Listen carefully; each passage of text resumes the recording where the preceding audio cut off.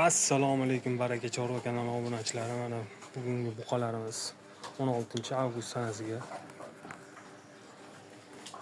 gibrid buqamiz. Buni yaqinda oldik 34 million so'mga. Живой vesiga 500 plus 530 ta 540 talar bor. Gibrid buqamiz sementalga. Mana bu ham sementalga gibrid. Bu ikkalasiga 1 oy bo'ldi mana. Galishtenga chatishgan. Ikkalasi bir joyda 60 million so'm bo'lgan. Kep kushlari bilan, asxotlari bilan mana. Buni o'ziga mana 6 oy xudo xolasa bo'lib qoldi. Mutovoy buqamiz. Живой vesiga 450 talar keladi. Qo'zchog'imiz 5 oylik. Toza hisori. Urug'likka olganmiz $5000 ga. Quloqlari ham